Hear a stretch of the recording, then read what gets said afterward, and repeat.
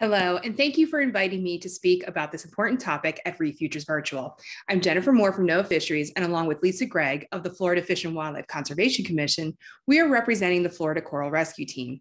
Today, I will be presenting the R's of Coral Rescue, describing what we have done and how others may replicate this response in their locales. So first, describe the risk. Stony coral tissue loss disease is ravaging Caribbean coral reefs, affecting over 20 species of stony corals.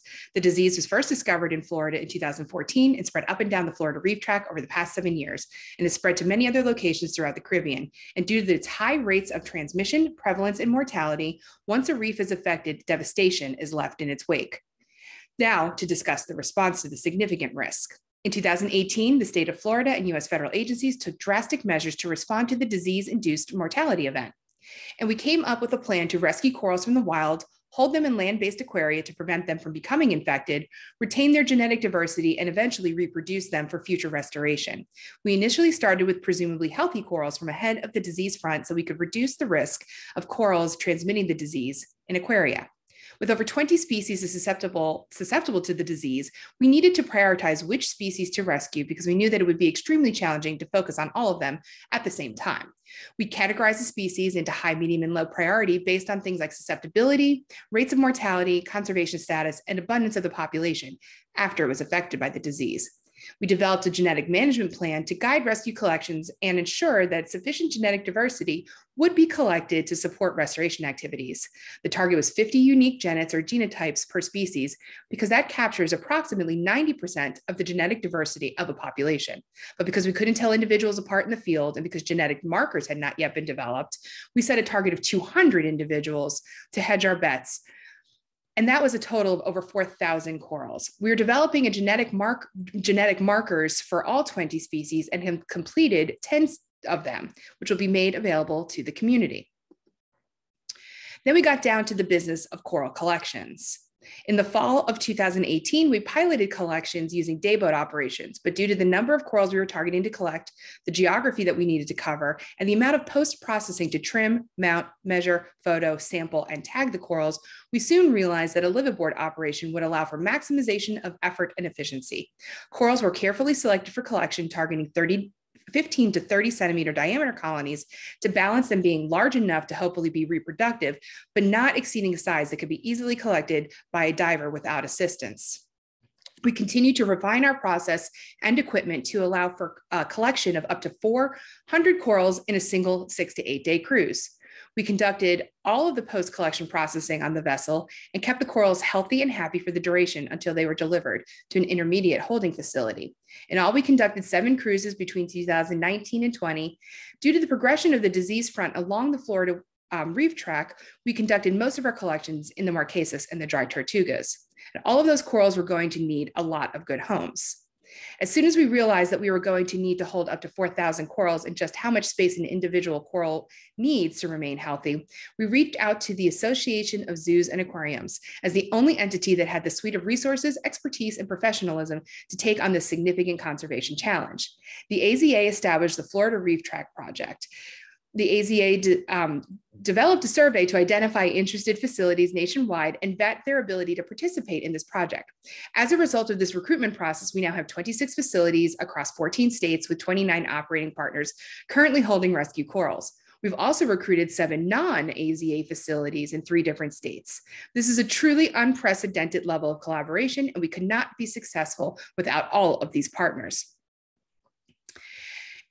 But before those corals could be delivered to their long-term holding facilities across the country, we needed to get all of those corals off the liveaboard vessels and held for a period of time until those facilities were available. That's where Nova Southeastern University and the University of Miami stepped up to the challenge with large-scale holding space and expertise to care for the corals. It was from these 2 locations that the corals were shipped all over the country to long-term holding facilities. This network of facilities has grown the field of knowledge of holding Caribbean corals in human care exponentially. They are in constant communication about best practices, tips, and tricks, and support each other. Most of these species had not been held in human care and definitely not in these quantities. But that's not all that the AZA and the coral rescue team has provided in terms of resources. Holding and caring for this number of corals in a way that will allow for them, but primarily their offspring, to ultimately be returned to the wild takes an insane amount of thoughtful consideration. As you can see, we have extensive guidance and an amazing network of professionals volunteering their expertise to advise on all aspects of system operations and coral care. And these resources are available to be shared with those who can benefit.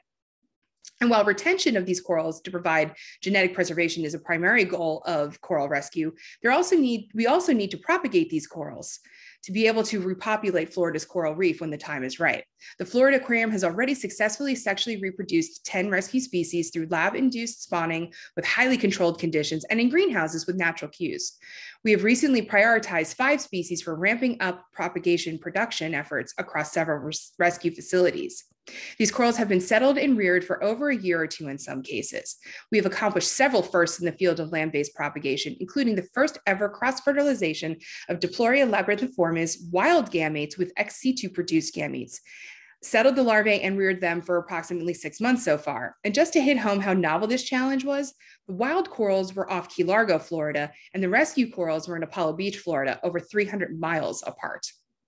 We are using these rescue coral offspring to conduct research on best outplanting methods for these species, many of which have not been the focus of restoration to date. We are providing these corals to support other research and restoration efforts. And eventually, we want to complete the entire pipeline of land-based propagation to restoration using rescue corals, and have begun pilot projects that are supporting existing restoration plans. So what are the results? To date, we have collected over 2,300 corals from 180 sites along the Florida Reef Tract and are in a phase of only needing to conduct supplemental collections to round out our genetic diversity and to collect strategic survivors from the endemic zone to also serve as broodstock should stony coral tissue loss disease resistance or resilience be genetically based. We have developed a program that can be replicated in other locations, not only as a response to stony coral tissue loss disease, but for other mortality events that may have a significant impact on coral populations.